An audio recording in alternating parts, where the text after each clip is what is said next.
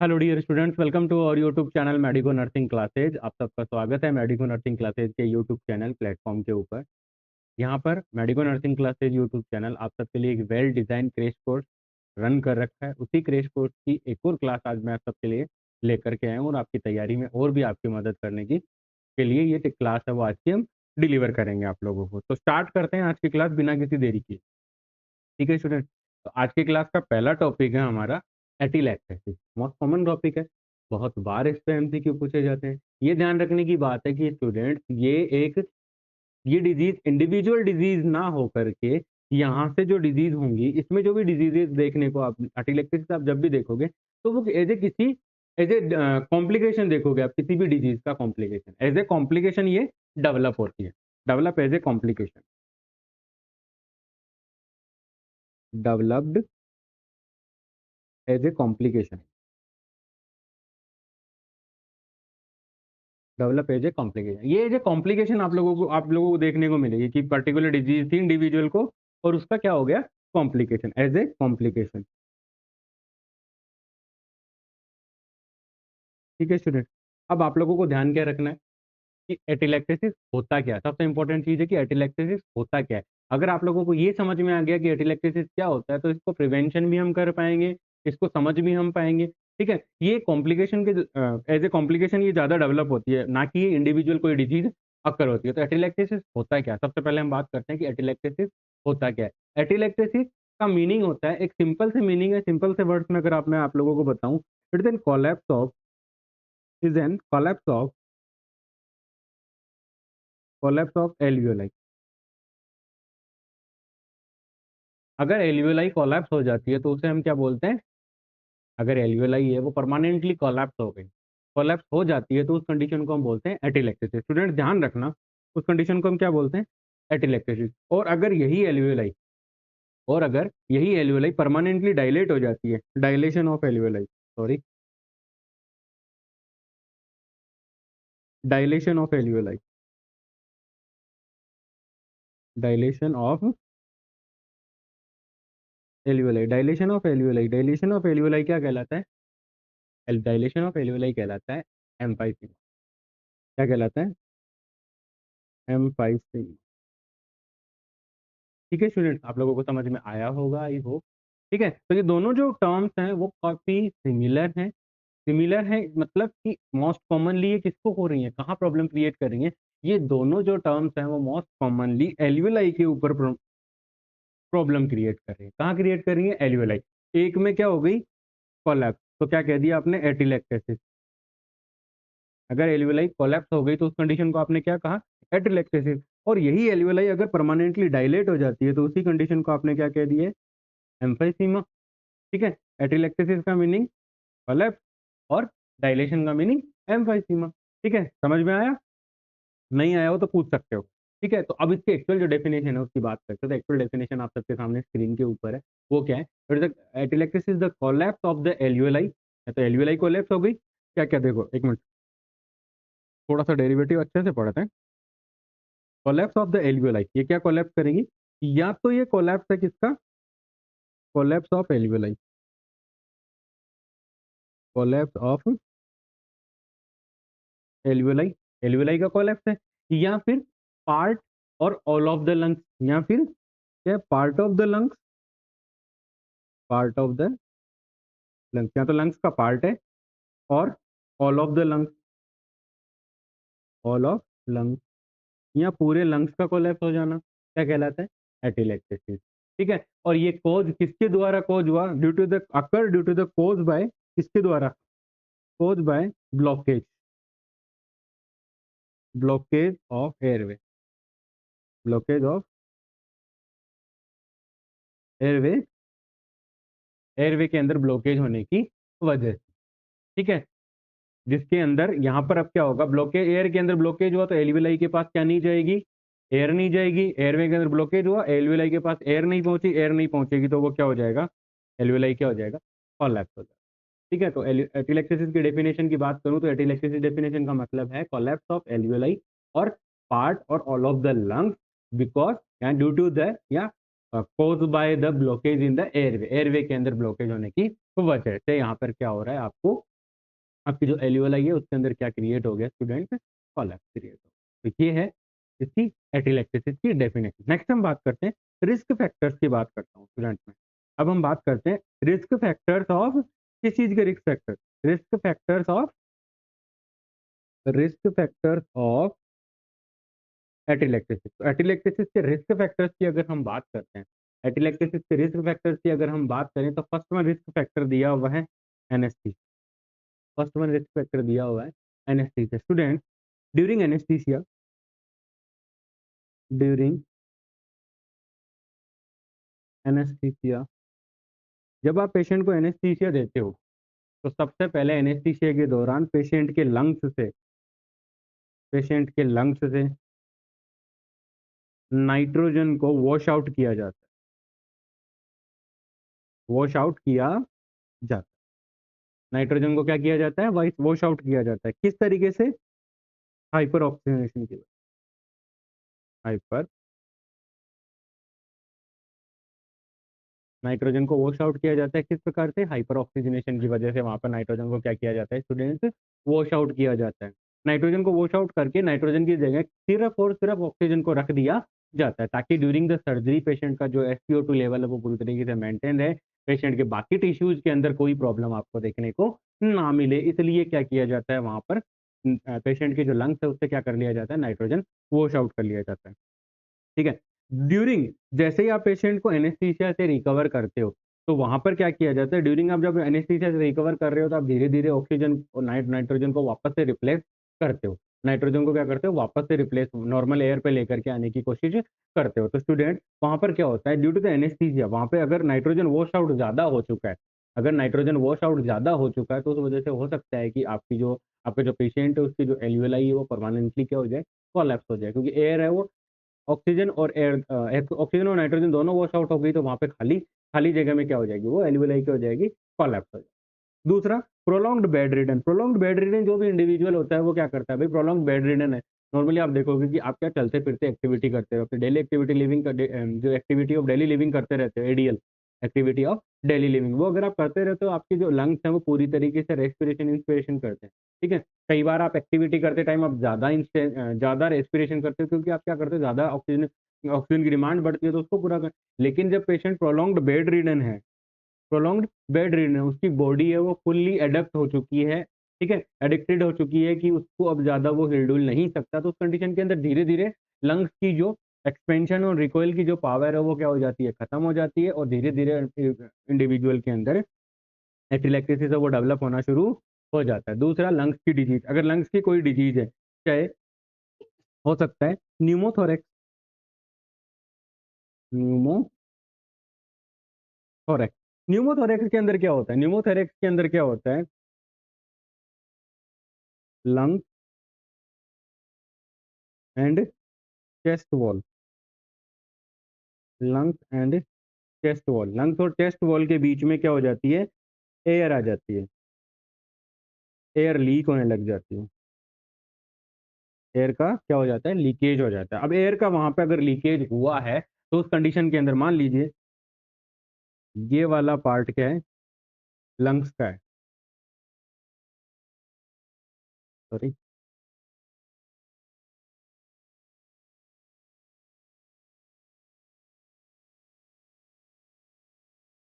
ठीक है, ये वाला पार्ट क्या है, लंग्स का है। ठीक है, यहाँ पर एल्वियोलाइज ब्रोंकियोल सब बने हुए हैं, और ये वाला जो पार्ट बना रहा हूँ वो क्या है, हमारा चेस्ट वॉल का पार्ट है। अब अगर इसके बीचों बीच, अब अगर इस पार्ट के बीचों बीच अगर एयर का लीकेज होता है, इस पार्ट में अगर कहीं पर भी एयर का लीकेज होता है तो वो चेस्ट वॉल, ठीक है, ये क्या थी, ये थी ब्लू वाली थी chest wall,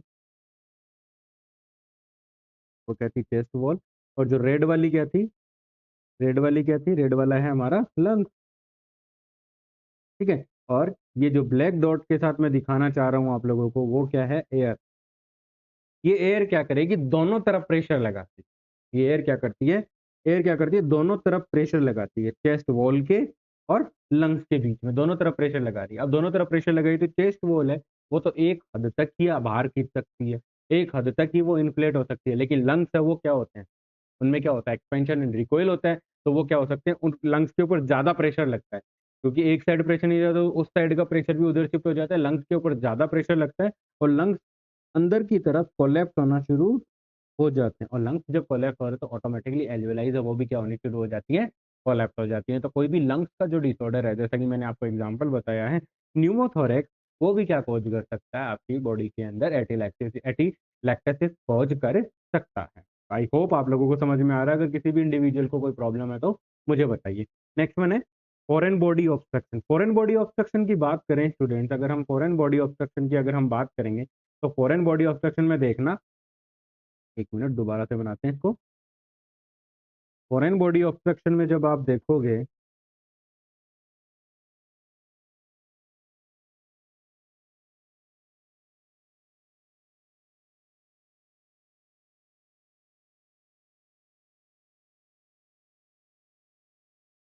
foreign body obstruction में अगर आप देखोगे तो मान लीजिए अगर ये एल्वियोलाई, ये ब्रोंकियोल था, यहाँ पर ये एल्वियोलाई थी, यहाँ पर मान लीजिए कोई एक ऑब्स्ट्रक्शन आ गया, यहाँ पर कोई ऑब्स्ट्रक्शन आ गया, जैसे सपोज इट अगर इसको मैं यूं बनाऊं,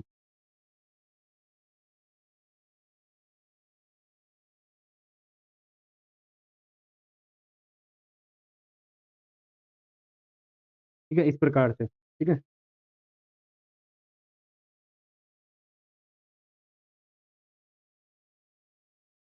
यहाँ पर कोई ऑब्स्ट्रक्शन आ जाता है, यहाँ मैं कह रहा हूँ आप लोगों को कोई एल्वियोलाई है, ठीक है, यहाँ पर कोई एल्वियोलाई है और यहाँ पर कोई ऑब्स्ट्रक्शन आ जाता है, तो इस ऑब्स्ट्रक्शन के आने की वजह से ये जो ब्लैक कलर का डॉट मैं दिखा रहा हूँ वो क्या है स्टूडेंट्स, ऑब्स्ट्रक्शन आ गया। और यहाँ ऑब्स्ट्रक्शन आने की वजह से क्या हो रहा है स्टूडेंट्स, आगे की तरफ जो एयर है वो नहीं जा पा रही है, आगे की तरफ वो एयर है वो क्या हो रही है, नहीं जा पा रही है, और एयर नहीं जा पाएगी तो ये जो पर्टिकुलर आपकी जो एल्वियोलाई है, ये वाली जो पर्टिकुलर एल्वियोलाइज है, वो दोनों वो क्या हो जाएंगी यहाँ पे कोलैप्स, क्योंकि इनके पास एयर नहीं जा रही है, तो बोथ आर कोलैप्स। ठीक है, कोलैप्स, और कोलैप्स होने का ही मतलब क्या था, एटीलैक्टेसिस, उसे ही हम क्या कह रहे हैं, एटीलैक्टेसिस कह रहे हैं। आई होप आप लोगों को समझ में आ रहा होगा। अगर किसी भी स्टूडेंट को कोई डाउट है तो प्लीज कमेंट सेक्शन में जरूर बताइए, मैं डेफिनेटली उसका आंसर करूंगा। नेक्स्ट हम बात करते हैं एनी ट्यूमर। मान लीजिए कोई भी ट्यूमर है वो अगर एयरवे को ऑब्स्ट्रक्ट कर रहा है, कोई भी ट्यूमर है, बहुत सारे ऐसे कैंसरियस ट्यूमर और बिनाइन ट्यूमर लंग्स के अंदर डेवलप हो सकते हैं, जिनकी वजह से क्या हो सकता है, जो एयरवे है इंडिविजुअल का वो क्या हो सकता है स्टूडेंट्स, ऑब्स्ट्रक्ट हो सकता है, और ऑब्स्ट्रक्ट होने की वजह से क्या हो सकता है स्टूडेंट, वहाँ पे एपिलेप्सी वो कोज हो सकता है। सेम यही ये वाली ही फिजियोलॉजी रहेगी उसके अंदर भी, ऑब्स्ट्रक्शन ट्यूमर, ये अगर मैं इसको यहीं पे अगर ऑब्स्ट्रक्शन बोल रहा हूँ, मैं यहाँ पे अगर इसको बोलना ट्यूमर, ट्यूमर अगर मैं इसको बोल देता हूँ तो भी ये यहाँ पे क्या होगी, सेम फिजियोलॉजी रहेगी, ऑब्स्ट्रक्शन करेगी, ऑब्स्ट्रक्शन की वजह से वहाँ पर क्या हो जाएगा स्टूडेंट, वहाँ पर क्या हो जाएगा, ऑब्स्ट्रक्शन होगा, और ऑब्स्ट्रक्शन की वजह से एयर वे है उसके अंदर हवा नहीं जाएगी, एयर अंदर नहीं जाएगी, और एयर अंदर नहीं जाएगी तो वहाँ पे कोलैप्स होने के चांसेस डेवलप हो जाते हैं। नेक्स्ट हम बात करते हैं सिम्टम्स ऑफ एटिलेक्टेसिस की। एटिलेक्टेसिस के सिम्टम्स कौन कौन से होते हैं, एटिलेक्टेसिस के सिम्टम्स कौन कौन से होते हैं, तो एटिलेक्टेसिस के सिम्टम्स की अगर मैं बात करूँ तो सबसे पहले होता है डिफिकल्टी इन ब्रीथिंग,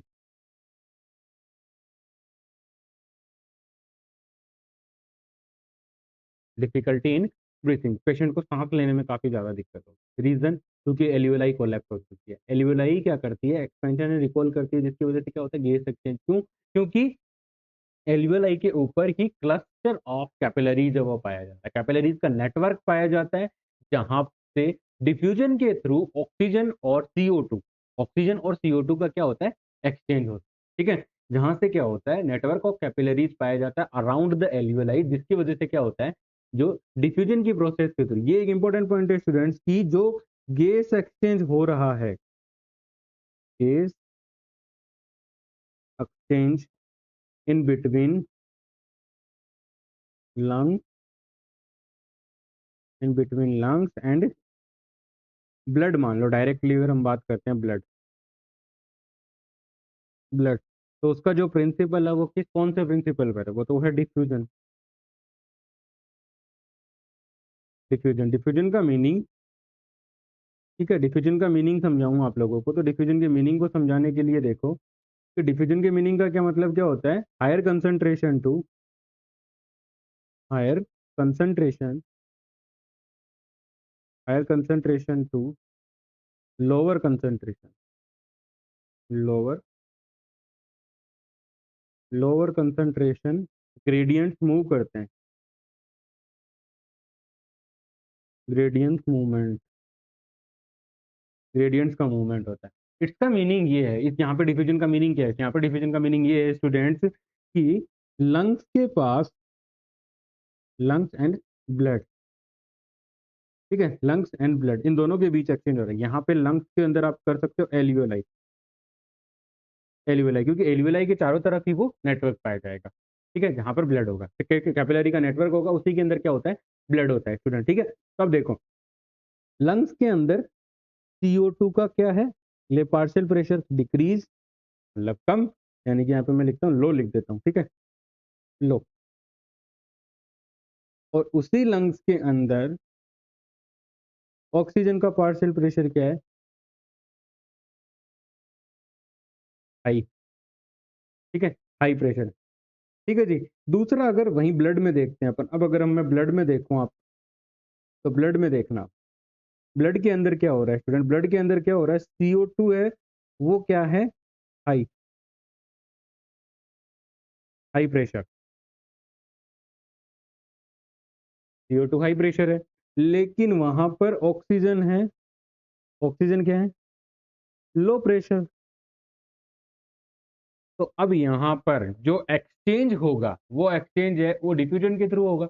हमने प्रिंसिपल बताया, ये MCQ बन रहा है स्टूडेंट्स आप लोगों के लिए, कि लंग्स के अंदर जो एक्सचेंज ऑफ गैसेज होता है वो किस प्रकार से होता है, तो वो होता है स्टूडेंट्स, आपको याद रखना है वो किस प्रकार से होता है, वो होता है by the process of, by the process of diffusion, diffusion की प्रोसेस के थ्रू होता है। अब कैसे होता है वो दिखाना चाहूंगा, आप लोगों को बताना चाहूंगा, समझाना चाहूंगा कि डिफ्यूजन की प्रोसेस के थ्रू देखो, लंग्स के पास क्या है, CO2 कम है, ठीक है, CO2 कम है, और ब्लड के पास CO2 क्या है, ज्यादा।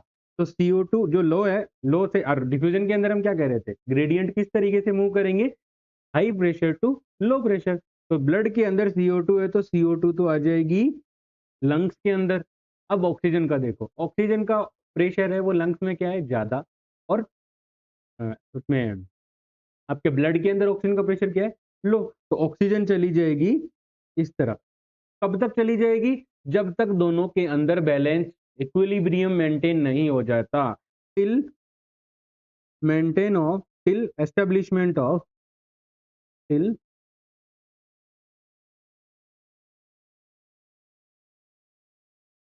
Till establishment of equilibrium,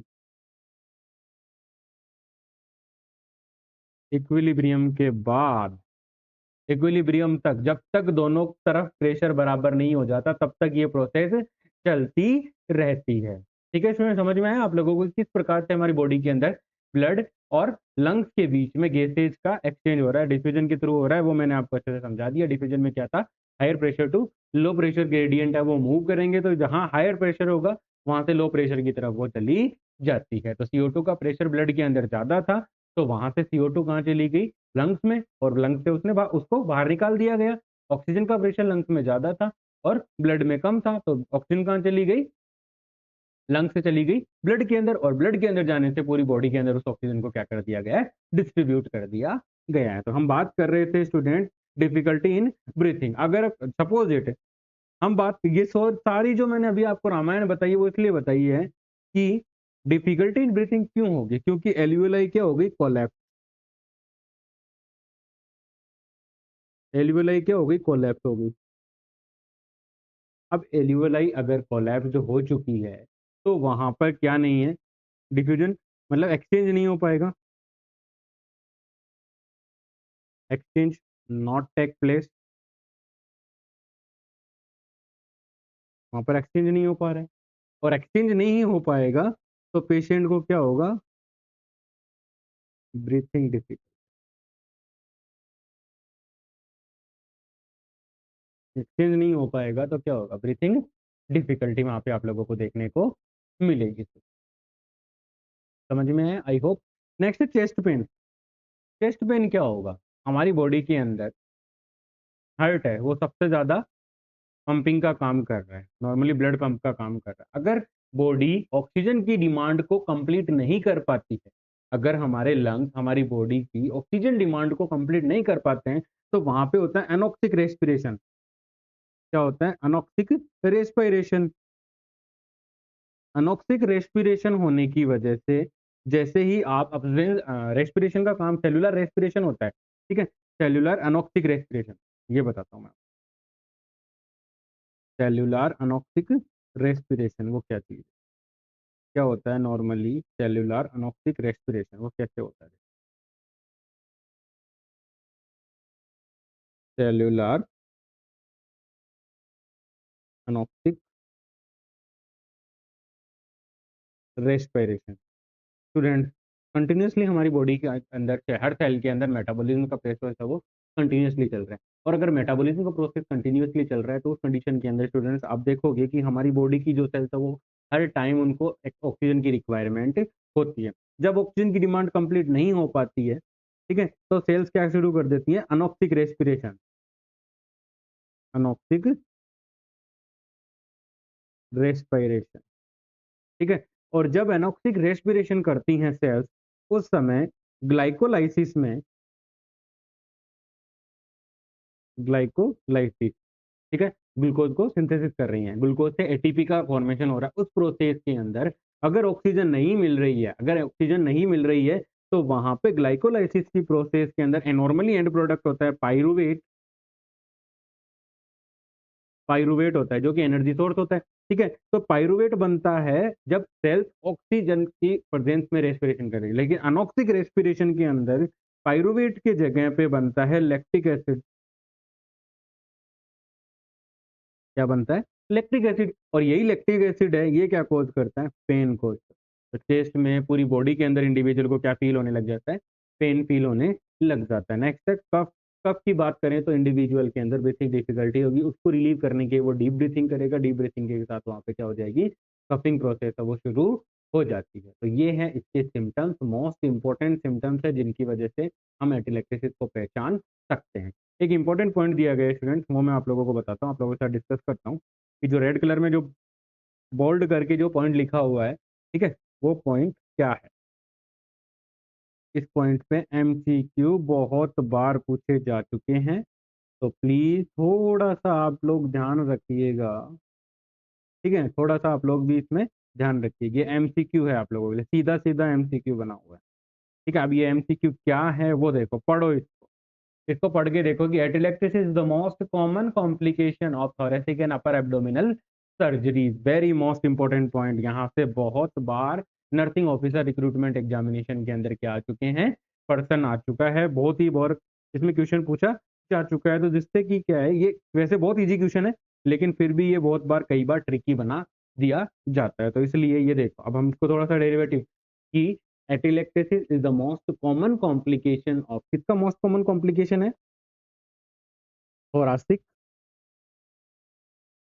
thoracic and upper abdominal, upper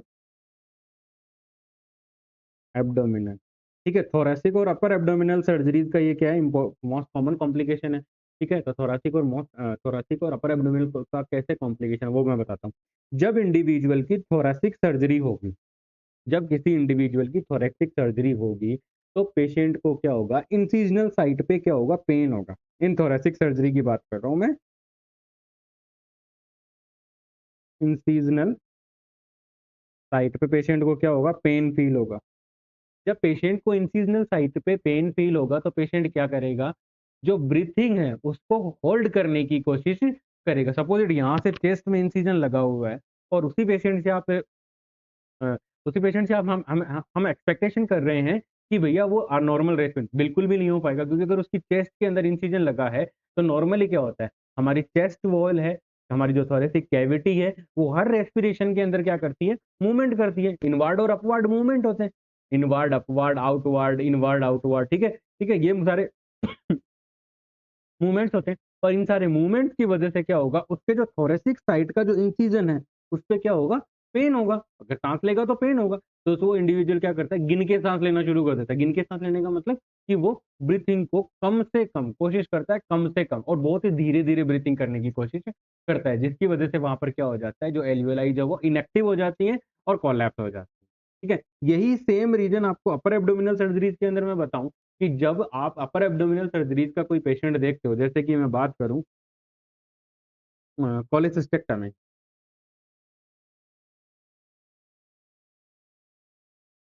कॉलेसिस्टेक्टमी कॉलेसिस्टेक्टमी का मतलब क्या होता है? Removal of gall bladder. Cholecystectomy का मीनिंग होता है removal of gall bladder. Gall bladder का रिमूवल क्या कहलाता है? कॉलेसिस्टेक्टमी कहलाता है। स्टूडेंट, आई होप आप लोगों को समझ में आ रहा होगा। किसी भी स्टूडेंट को नहीं आ रहा है तो प्लीज आप मुझे कमेंट सेक्शन में जरूर बताइए, मैं डेफिनेटली उसको दोबारा एक्सप्लेन कर दूंगा।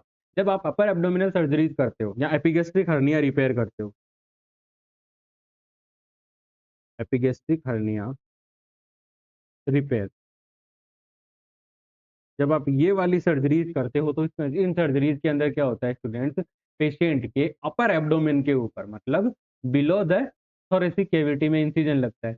और ये हम सब जानते हैं कि जब इंस्पिरेशन और एक्सपायरेशन होता है तो जो डायफ्राम है वो मूवमेंट करता है, साथ ही साथ हमारा एब्डोमेन है वो भी मूवमेंट करता है हर रेस्पिरेशन प्रोसेस के अंदर, हर इंस्पिरेशन के अंदर, हर एक्सपायरेशन के अंदर। तो सिचुएशन के अंदर ये वाले जो इंसिजन्स हैं, जो कॉलेसिस्टेक्टमी के लिए आपने इंसिजन दिया है पेशेंट को, साथ ही साथ आपने पेशेंट को जो एपिगेस्ट्रिक हर्निया रिपेयर करने के लिए जो इंसिजन दिया है, वहां पर इंसिजनल साइड पे पेशेंट को क्या होता है? पेन होता है। और पेशेंट को अगर पेन होगा तो पेशेंट क्या करेगा? सांस है वो बहुत ही धीरे धीरे लेने की कोशिश करता है, और इसी वजह से पेशेंट को क्या हो जाता है? वहां पे एटिलेक्टेसिस का डेवलपमेंट हो जाता है। क्या डेवलपमेंट हो जाता है? एटिलेक्टेसिस का। तो ये as a nursing officer ward में ड्यूटी करते समय हमारी प्राइम रेस्पॉन्सिबिलिटी रहती है कि अगर कोई अपर एब्डोमिनल सर्जरीज का पेशेंट आया है तो हमें उसको पायरोमीट्री के लिए क्या करना है? एडवाइज करना है। किसके लिए? पायरोमीट्री के लिए। साथ ही साथ हमें उसको बताना होगा कि आपको डीप ब्रीथिंग करने की जरूरत है, बिकॉज अगर आप ये एजुकेशन पेशेंट को नहीं दोगे तो आपका पेशेंट है उसके अंदर क्या डेवलप हो सकता है? उसके अंदर इन दोनों सर्जरीज की वजह से एज ए कॉम्प्लिकेशन एटिलेक्टेसिस है वो क्या हो सकता है? डेवलप हो सकता है। एटिलेक्टेसिस का मीनिंग मतलब कोलैप्स ऑफ एल्वेलाई हो सकता है। तो इसको प्रिवेंशन के लिए, अगर आप इसका मैनेजमेंट करना चाहते हो तो उसके मैनेजमेंट के लिए हम क्या कर सकते हैं? पेशेंट को एजुकेट करेंगे। पेशेंट को एजुकेट करेंगे किस बारे में? Educate the patient about deep breathing. हमें पेशेंट को क्या करना पड़ेगा? पेशेंट को डीप ब्रीथिंग, पेशेंट को बताना पड़ेगा कि भैया डीप ब्रीथिंग करनी पड़ेगी आपको, क्योंकि अगर आपको कॉम्प्लिकेशन से बचना है तो आपको डीप ब्रीथिंग करनी पड़ेगी। तो हमें पेशेंट को डीप ब्रीथिंग टेक्निक के बारे में बताना है। दूसरा, pursed lip breathing. Pursed pursed lip breathing,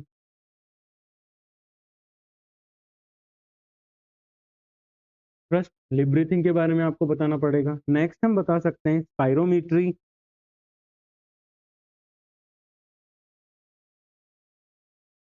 पायरोमीट्री के बारे में हम पेशेंट को एजुकेट कर सकते हैं। तो ये तो तीनों इंपॉर्टेंट इंटरवेंशंस हैं जो कि पेशेंट के अंदर एटिलेक्टेसिस के डेवलपमेंट को क्या करते हैं स्टूडेंट्स? प्रिवेंट करते हैं। क्योंकि क्या कर रहे हैं?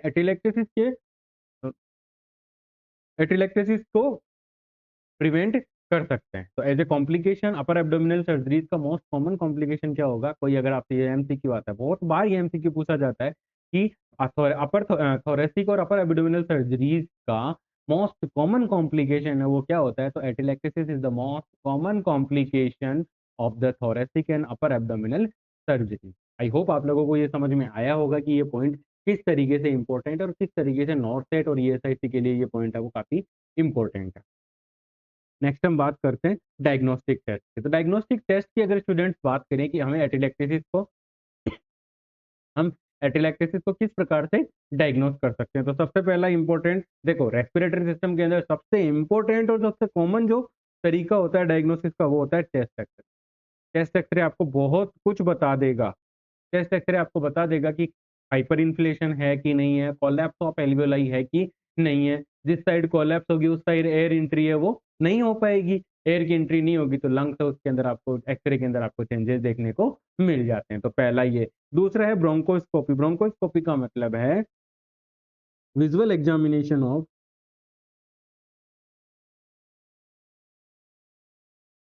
Visualisation of bronchioles by the help of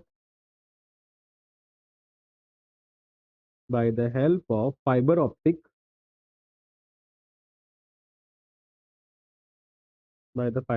cable। Fibre optic cable की हेल्प से हम क्या करते हैं, ब्रोंकियोल्स को एग्जामिन कर सकते हैं। ठीक है, उसमें क्या होता है, इस फाइबर ऑप्टिक केबल के अंदर क्या होता है, लाइट सोर्स।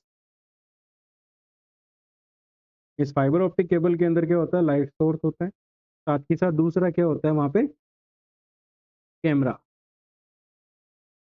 दूसरा क्या होता है स्टूडेंट, कैमरा। इस फाइबर ऑप्टिक केबल के ऊपर लाइट सोर्स और कैमरा अटैच होते हैं, और इन इन दोनों की हेल्प की वजह से हम क्या कर सकते हैं, जो भी विजुअल फाइबर ऑप्टिक केबल का जो कैमरा देख रहा है वो सारा हम मॉनिटर के ऊपर भी देख सकते हैं। तो ये है ब्रोंकोस्कोपी। तो ये भी एक इंपॉर्टेंट डायग्नोस्टिक टूल है फॉर द एटिलेक्टेसिस। एटिलेक्टेसिस को डायग्नोस करने के लिए सबसे इंपॉर्टेंट यही दो डायग्नोस्टिक टूल होते हैं। नेक्स्ट हम बात करते हैं ट्रीटमेंट की, कि किस प्रकार का ट्रीटमेंट है। ठीक है, साइन एंड सिम्टम्स की हमने बात कर ली, क्या सिम्टम्स आएंगे।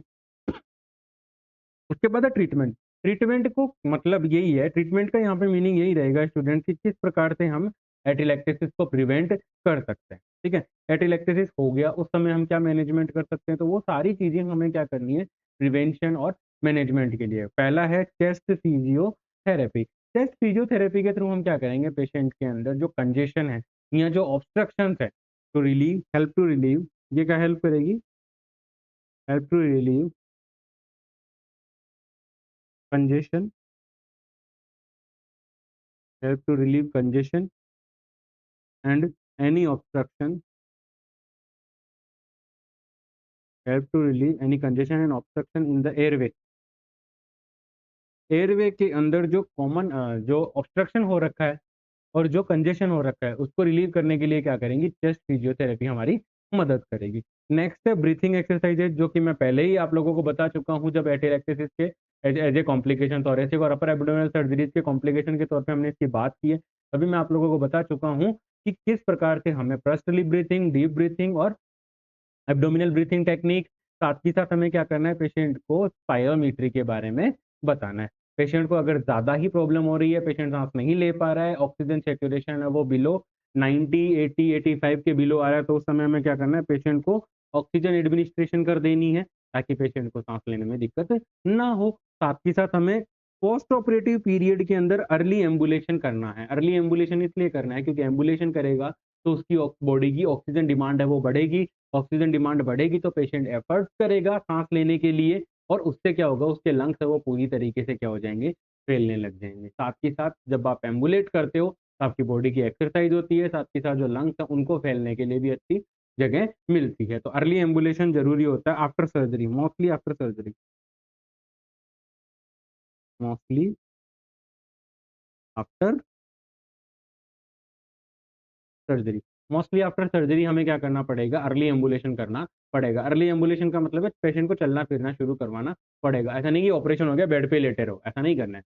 नेक्स्ट वन है चेस्ट परक्यूशन और पोस्टुरल ड्रेनेज। अगर किसी भी, मान लीजिए प्लूरल इफ्यूजन की वजह से, न्यूमोथोरेक्स की वजह से हुआ है, तो आप चेस्ट परक्यूशन के थ्रू और पोस्टुरल ड्रेनेज के थ्रू ये हेल्पफुल होंगे आपके न्यूमोथोरेक्स,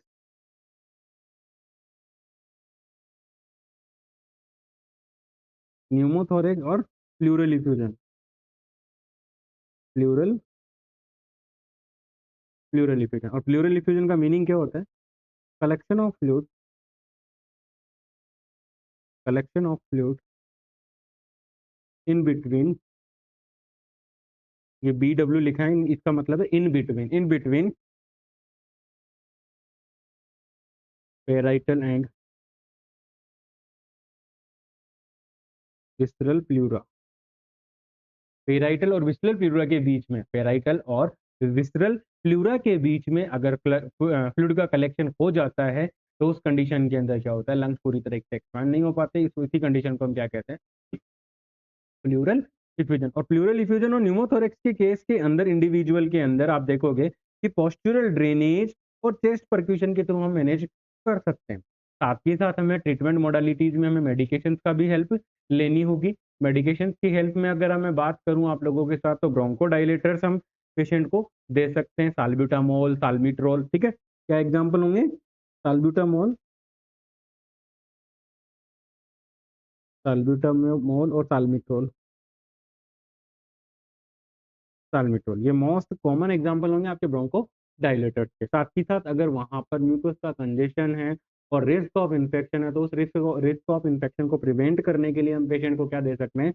एंटीबायोटिक्स भी हम दे सकते हैं। क्या दे सकते हैं पेशेंट को? एंटीबायोटिक्स भी हम पेशेंट को एडमिनिस्टर कर सकते हैं टू प्रिवेंट इन्फेक्शन। क्या करने के लिए? To prevent infection. इन्फेक्शन को प्रिवेंट करने के लिए हमें क्या करना पड़ेगा स्टूडेंट? इन्फेक्शन को प्रिवेंट करने के लिए हमें पेशेंट को एंटीबायोटिक्स भी एडमिनिस्टर करने पड़ सकते हैं। तो ये है सारा का सारा आपका एफिलेक्टेसिस का मैनेजमेंट। आई होप आप लोगों को ये क्लास समझ में आई हो। अगर किसी भी स्टूडेंट को इस क्लास से रिलेटेड कोई भी डाउट है तो प्लीज़ आप मुझे कमेंट सेक्शन में ज़रूर बताइए, मैं डेफिनेटली उसका आंसर करूँगा।